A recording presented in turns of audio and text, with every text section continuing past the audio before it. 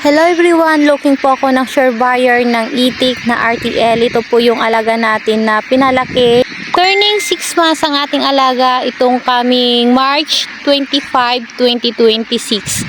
Palaki po natin ito. Kaya sinisigurado ko po sa inyo na sure na RTL po ang aking ibinibenta. Ang location po natin ay dito po sa Pangasinan. Para sa karagdagang detalye ay ilalagay ko po dito ang aking contact number at Facebook para ma-message nyo po ako sa mga nais pong mag-inquire. Maaari nyo po akong makontak sa ipapop up kong detalye dito po sa ating screen. Binibenta ko ang aming alaga ng 350 per head. Ang total head na binibenta namin dito ay 2,600. Sulit pa po ang bilang ng barako ng ating RTL na binibenta dahil hindi pa rin po kami nagbabawas ng barako. Isa sa pamahiin namin sa pag-alaga ng itik ay hindi kami nagbabawas ng barako hanggat hindi kami nakakabenta ng for sale namin para sa mga ipapasok sa poultry.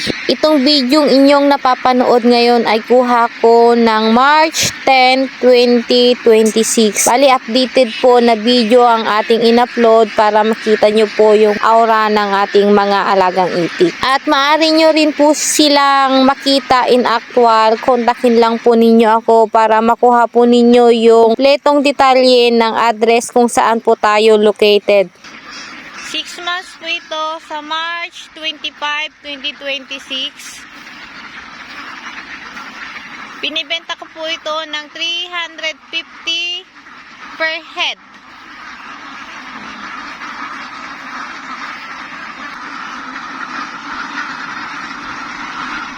Yan. May nahalong sisiw dito. Ayan, oh. Nahalo lang po yan. Dahil may katabi po kaming siho dito sa ating pastulan.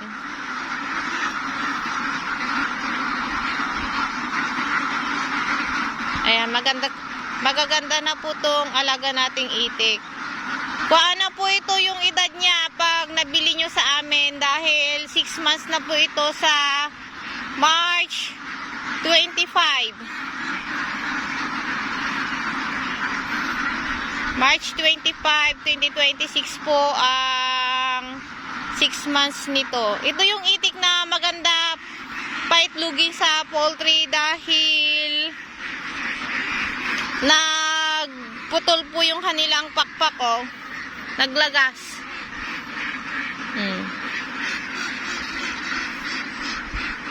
Naglagas sa pagpapaganda ng balahibo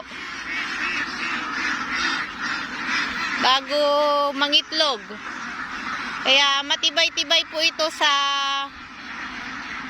pangingitlog.